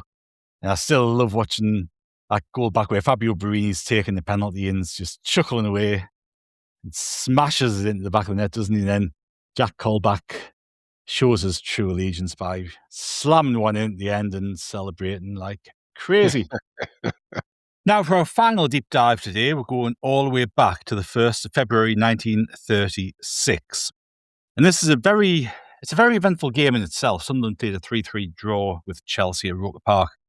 But the repercussions of what happened on this day are huge, aren't they? They're catastrophic. And I actually think this is something that Sunderland need to commemorate properly. The club have never talked about it or acknowledged this enough. And I think that's a bit of a different part of the conversation, isn't it? But this is a huge moment in Sunderland AFC's history. And Kelvin, the 1st of February, 1936, Sunderland versus Chelsea at Roker Park. And Jimmy Thorpe is in goal for Sunderland. He is. He was in it. What the outcome, the upshot of what happened in this game changed the rules of football. And I think you're right, Martin. There is more that probably needs to be said and done about this. But anyway, for those that don't know, Jimmy Thorpe was a young goalkeeper. He'd been born in Jarrow in 1913, and he played in this game, and he died as a result of injuries received during this game. He joined Sunderland from his hometown team, Jarrow Amateurs. Jarrow Arms is I'm sure they used to be called, and he was aged 17. He made his debut after 2 games for the reserves in 1930 against Huddersfield at Roker Park. He'd actually left school and went to work in the shipyards, the local shipyards, but was spotted by a Sunderland scout playing. So off he went to Sunderland. When this game that we're talking about, he was playing his 139th League and Cup game for Sunderland. Now, for a young lad, a young goalkeeper especially, it's his age that I'm referencing here. That's not bad for a young goalkeeper to be that far into his career. And something we might come back to if we get the chance is I think he was on his 59th consecutive game for the club coming into this tie. But when he trotted out behind, he always ran out behind Rach Carter, the captain. And when he trotted out that day, he couldn't have for a moment thought that would have been his last game for the club. We went on to win the title that season. For the people who know that Sunderland history, we won the title. And again, when we came to that game, we'd been top of the league since late October, I think. There was no particularly bad blood with Chelsea or anything like that. There was nothing really to indicate what sort of game we were stepping into. But other than Sunderland were top and Chelsea were, I think they were, I'm going to say it in mid-table, higher mid-table maybe, when that game was played. The team that Jimmy Thorpe was playing in, Bill Shankly, the legendary Bill Shankly, I love Bill Shankly, the legendary Bill Shankly described this team as the best team he ever played against. And Jimmy Thorpe was part of that team. Goalkeeping in them days, though, it was a hazardous, even dangerous occupation. It was a dangerous position to play. The rules, such as they were, allowed players to challenge for the ball, even if the keeper had the ball. Even if it was secure in his hands, they could still challenge for the ball. And by challenge, we mean keepers that could be shoved, that could be barged, that could be tripped, that could be kicked if they were down on the ground and had the ball. And a lot was left up to the judgment call of the referee as to whether he would step in and stop that. And quite often, a lot of those melees were sorted out. The players would come piling in on each other if something like that was going on. But it was a hazardous occupation, being a keeper. I have to tell you that he wasn't the first recorded player to die as a result of injuries received on the field of play. He wasn't the first goalkeeper to die as the result of injuries on the field of play. There was two Scottish goalkeepers, in 1921, a lad called Josh Wilkinson playing for Dumbarton. He ruptured his intestine after a challenge, a nasty challenge, but he played on and he died of peritonitis. And then in 1931, a much more infamous occasion, Celtic keeper John Thompson died after severely fracturing his skull, diving at the feet of Rangers legend Sammy English. And he passed away that night from the injuries. And then in 1934, there was a centre forward who played for Gillingham called Sim Raleigh, who died of a brain hemorrhage after suffering a clash of heads in a game against Brighton. He was just a young lad, 25 years old. So there'd been some warnings, there'd been some indicators that you would have thought that the FA might have looked at and said, can we do anything about these players that are not only the players weren't only getting severely injured, there were players that were dying. As I say, we were top of the league. It's hard to know from all the match reports I've dug into. I've read loads of match reports on this. I really felt like you sent me down the rabbit's hole, you buggers. It's gripped me for about 24 hours. This I haven't been able to leave it alone, but it's just kept tripping over another angle on the story. Yeah. It's a hell of a story. But what intrigues me is I don't know what the trigger was for it to be such a violent game, and that's what it was called. It was afterwards in the mop-up.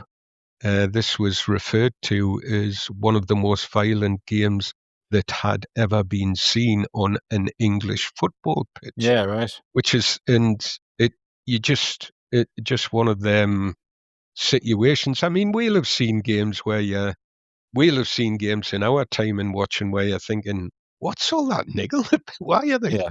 Where's that come from? So it's probably one of them. In the game itself, Jimmy Thorpe, his full name was James Horatio Thorpe, but everybody called him Jimmy. He'd already made 2 particularly good saves. He was a keeper who was being marked for international caps. He was a keeper that was being talked about in that regard. And obviously, how well Sunderland were doing was shooting them up the ratings. If you want, he was very much in the picture as a young aspiring England keeper was where he was headed. But anyway, he'd already made 2 particularly good saves in the game. Sunderland were 3-1 up. They were playing the better football. In the first half, the ref had to speak to a number of Chelsea players. Honestly, in all the news reports, in all the press cuttings I read, he wasn't speaking to Sunderland players. Now, it's difficult to imagine that there wasn't a Sunderland player, especially when you look who was on the pitch for Sunderland. It's difficult to imagine that they hadn't reacted or responded to some of what was going on. But there was some rough play in the first half that the ref had to speak to Chelsea players about, and then in the second half, Thorpe's already made 2 good saves. Sunderland are 3-1 up. We're winning the game, playing the better football. And then there's this incident. And that incident seems to have been the consistent story about that incident is Thorpe had grabbed the ball in a bit of a melee with players all around him. And he was on his knees. But then 4 Chelsea players rush him to try and get the ball off him, and they start kicking him. And he ends up lying on the ground with the ball underneath him, trying to protect the ball. And he's being kicked in his shoulders and his head and his body. And this is going on. The ref doesn't blow his whistle. And the Sunderland players come rushing in, including one Bill Murray, who barges over one of the main culprits. Bill Murray comes flying in and barges over one of the main culprits. And it's interesting because that does seem to have been part of his nature on the pitch. He was a football and fullback, but he definitely had a bit of puggy in him, as they say in Scotland, when that kind of thing was going on. So they come in, the Sunderland players come in, they kind of break it up. And it seems that people talk about Jimmy Thorpe be lying prone and not moving for a couple of seconds, and then he gets up. The ref doesn't allow the trainer to come on. He doesn't call the trainer on. He doesn't admonish any of the Chelsea players. And Jimmy Thorpe, being the kind of lad that he was, just says, "Yeah, on with the game. I'm fine." But then he's seen leaning against the post, trying to get his balance, trying to get himself upright and centered, And within minutes, Chelsea are back to 3s each with 2 very uncharacteristic mistakes from. Now, it's easy to look back in hindsight on this. One of them, the Chelsea centre forward, I keep wanting to call him Baldrick, but his name was Bambrick. I guess I'm just being a bit spiteful there about him for what he did to our lad. But Joe Bambrick scores both these goals, and he's been one of those 4 players that's been in there having a good kick at him. In the first one, the ball hits the crossbar, and apparently Jimmy Thorpe turns around and he just seems totally disorientated, and he kind of knocks the ball over the line and then tries to bring it back, and but the goal's given, and then within a minute, our centre half Johnson passes the ball back to him, and he just Bambrick's running at him, and he just totally fluffs the whole thing, and Bambrick charges him, makes contact, and the ball's loose, and he puts the ball in for threes each.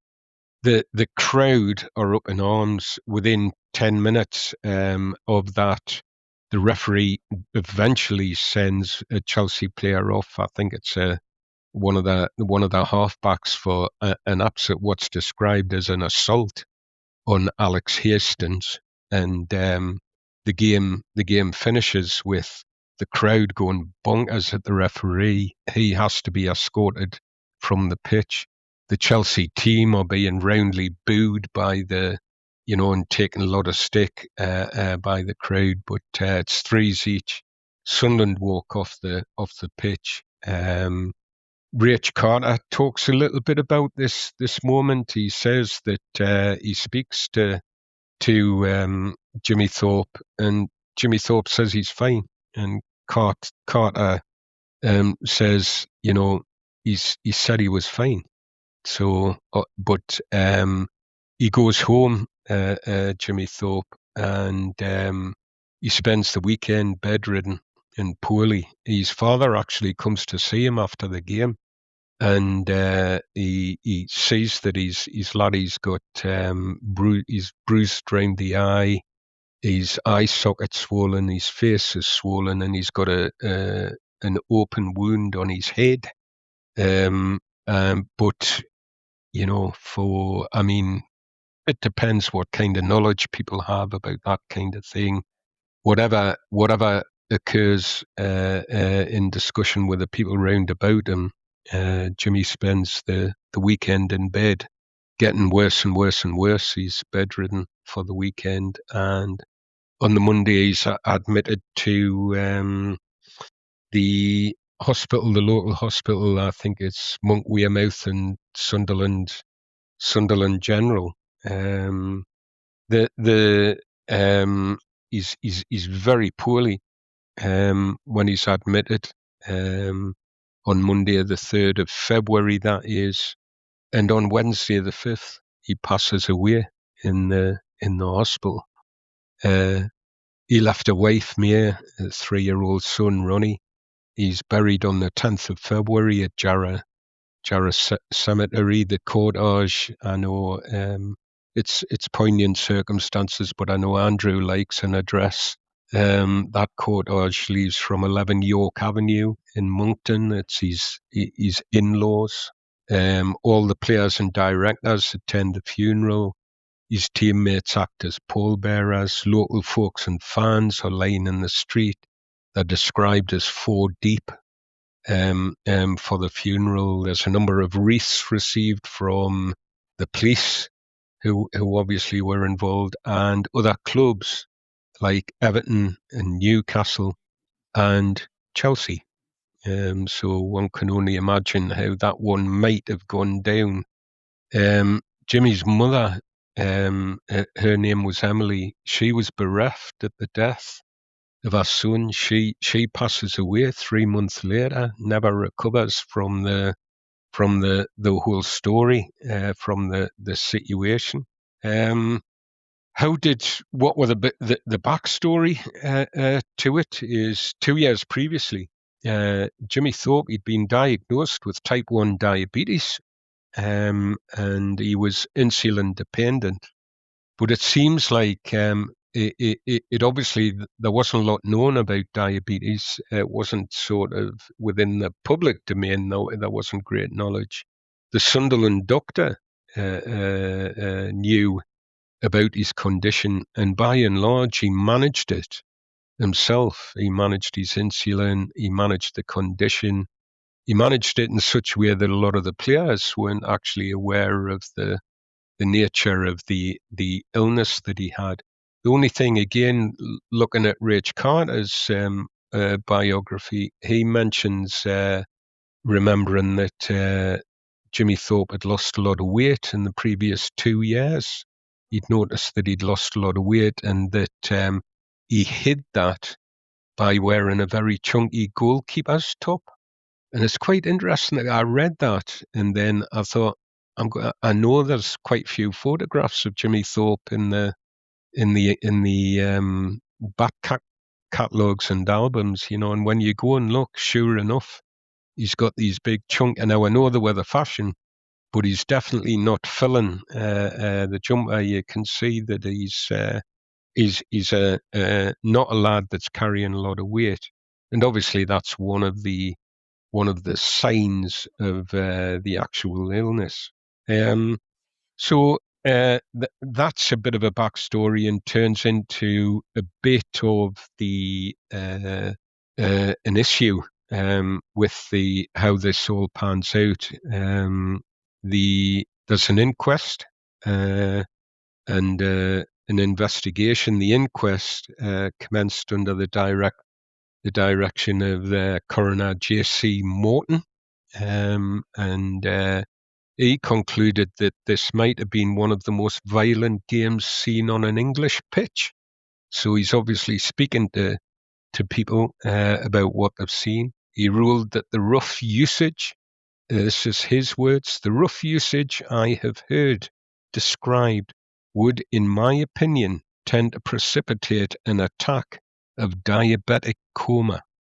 He officially recorded the cause of death as diabetic attack which precipitated heart failure, and he further in his conclusion urged the FA to instruct referees that they must exercise stricter control over the players. So that was one of the outcomes. The FA responded by setting up a commission of inquiry on the 17th of February. This commission set up. It completely exonerates the referee and the Chelsea players. You'll not be surprised about that, given the FA's history. Sunderland were admonished and deemed culpable for fielding a player in poor health. And despite the fact that Jimmy Thorpe had played 59 consecutive games coming into his last game and managing his condition without incident for 2 years previous, he'd never missed his work, he'd never missed training, and he'd managed the incident, obviously in consultation with the Sunderland doctor. The commission asked for no evidence from the Sunderland doctor or the police pathologist. They came to their conclusions with very little wider consultation. It looks like there was something of a whitewash. It avoided any responsibility falling on the FA. However, on the 24th of April, new laws changed the rules and behaviour towards goalkeepers, offering more protection. And this is where, if anything good was going to come out of that situation, you can say, well, this is one of the things that happened. So these laws change, and the ruling as written, this is what the FA said. Although a player is entitled to charge the goalkeeper when the latter is in possession of the ball, i.e. holding it, so you can still shoulder barge him, it is not permissible to kick or attempt to kick the ball or man under any such circumstances. The use of the foot amounts to violent conduct and should be dealt with by the referee accordingly. So that's the rule change. It did make things safer for keepers and was, at least, as I say, one positive outcome from Jimmy Thorpe's death. The referee and Chelsea players concerned never received any admonishment or punishment. Nothing happened to them. Sunderland went on to go on to win the title that season. Jimmy's medal, he played enough games to be awarded a medal. He played 26 games in that season, and it was presented to his wife, May, and son Ronnie at the dinner to mark the event on the 7th of May in 1936. And I believe his son Ronnie had a photograph of himself holding that medal at the event that he was quite proud to show people for years and years and years. The advent of the Second World War, remember, where the time 35, 36, 36, 37, we're on the cusp of the Second World War, and it saw Jimmy lie in an unmarked grave without a headstone for decades.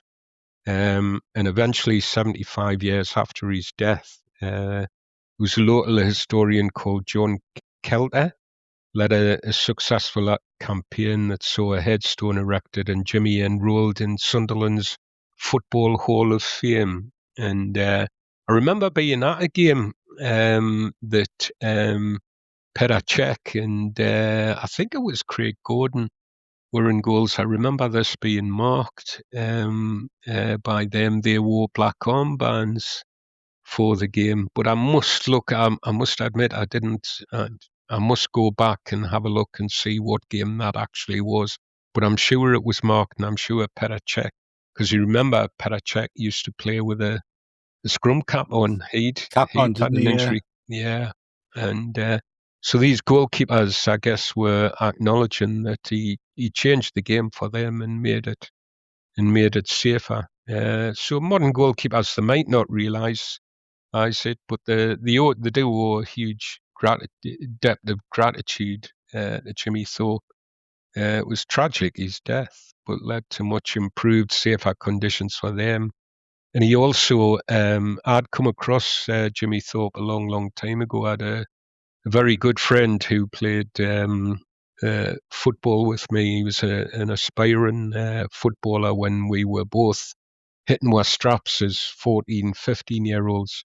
And he had type 1 diabetes. And his parents, I think, had given him Jimmy Thorpe as a role model for people with type 1 diabetes, as to it's not a reason for not pursuing your dream, And my mate used to occasionally cite, I'm being Jimmy Thorpe the day, he used to bring his name up and use him as a role model, if you want. And I think he could be held up as a role model, especially in a period where there was a lot of misunderstanding about diabetes and about its effect on you, and especially, one would imagine that mainstream medical opinion would say if you were diagnosed with type 1 diabetes back then, they'd be telling you not to be running about and exerting yourself. So he pioneered, I guess. He plotted a path there that said, yeah, when you've got this, you can still follow your dreams. So Jimmy Thorpe, one of our last league title winning goalkeepers. I think that game, Kelvin, that you were talking about, it was the one I just referenced earlier where we got beat 4-2 off Chelsea. 1st of February 2011, Craig Gordon, Petr Cech were in goals. Right. That was the anniversary of this game, so it kind of stands to reason that would have been that fixture. But Andrew, it's a massive story in the club's history, isn't it? A huge thing that happened. And it would be nice to see the club commemorate it somehow, whether it's a statue, whether it's a stand named after us, something to just acknowledge the part that he has played in Sunderland's history, because 22-year-old to lose your life as a consequence of what happened in the game is one thing. He was a goalkeeper. We were winning the league that season. It's a goalkeeper in a top side in the club's history as well. And I just feel, I might be wrong in this perception, but I just kind of feel it's not talked about very often. It's not mentioned very often.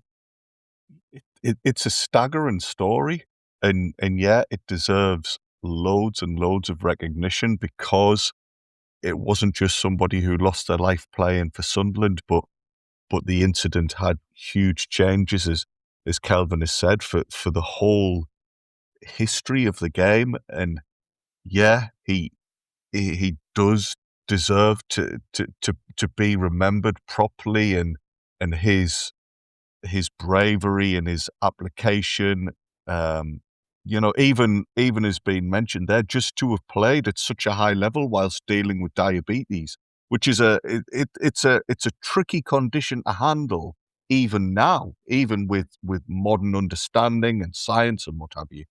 So a superb achievement for him to have managed it, and as you say, he didn't miss games or anything. So yeah, it would be lovely for Thorpe to be remembered. A couple of just like little add-ons there. Kelvin spoke beautifully.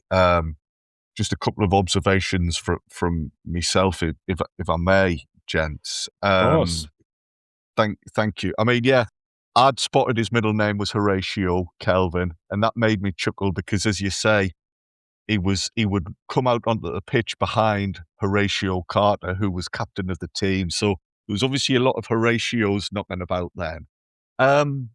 The hospital where he was admitted, that it was Monk Wearmouth and Southwick Hospital. Now, it was a fairly new building because prior to that, the site had been on Roker Avenue, but in 1932 they moved to the site, and that's where Monk Wearmouth Hospital still is now. Oh, It's on Newcastle Road.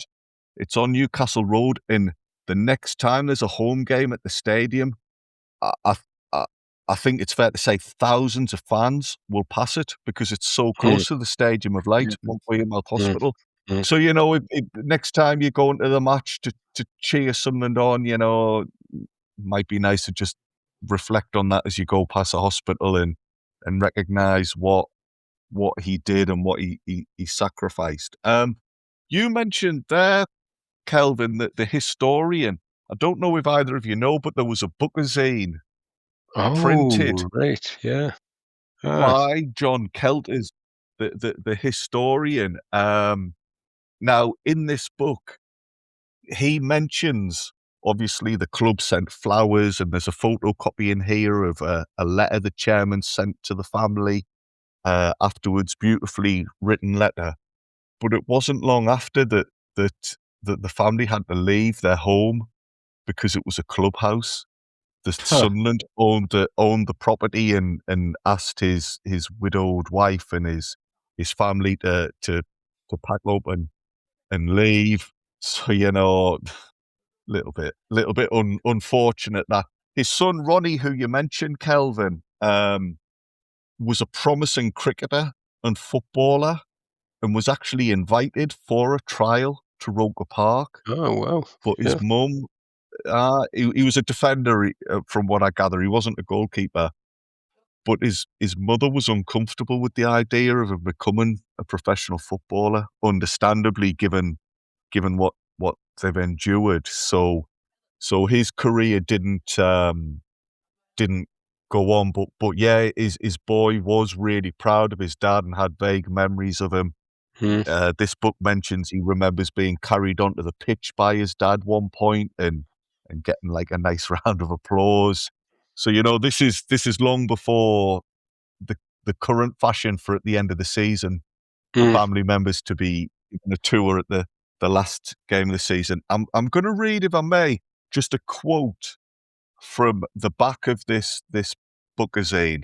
This was a quote from the Echo on the 28th of September 1935, which was when we played Chelsea the other time that season. It was the day that we played them in London. If the day comes when the stars of soccer have their names blazoned in coloured lights across the grandstands, the craze for showmanship is moving that way.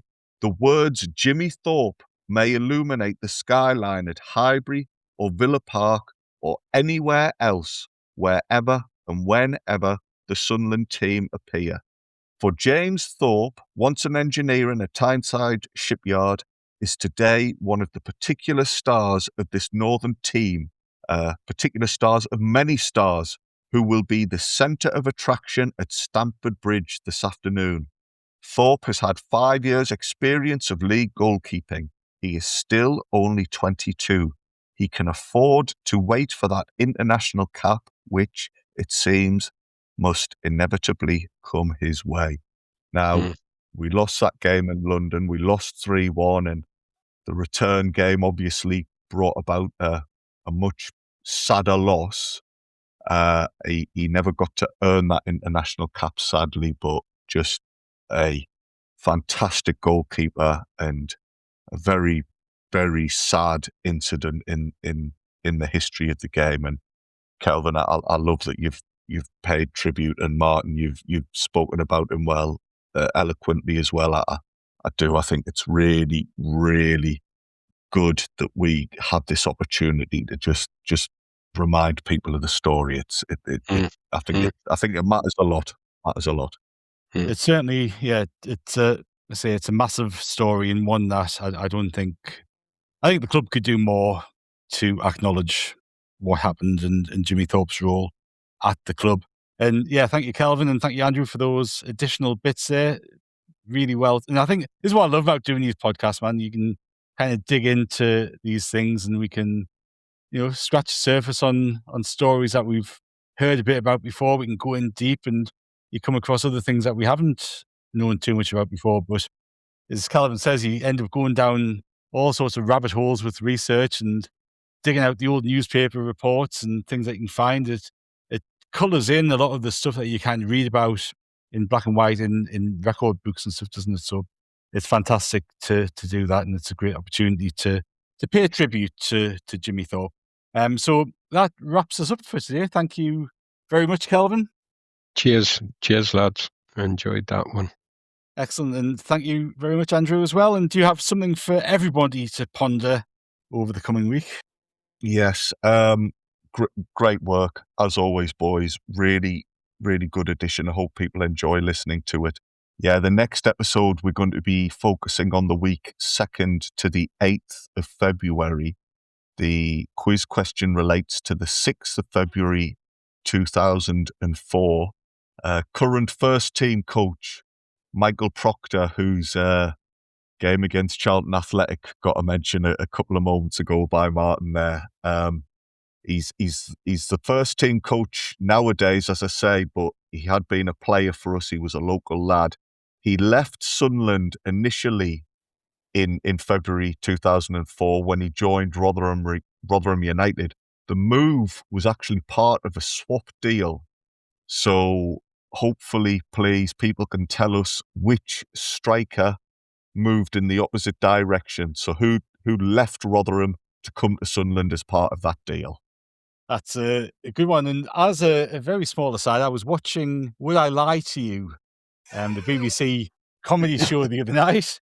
Yeah. And this striker's former partner, I believe, was a very good guest on that show. She was, and Would I Lie to You is one of those problems you can watch with the kids, and it kind of keeps everybody in the room happy. Yeah. And I was telling the girls, oh, she used to be married.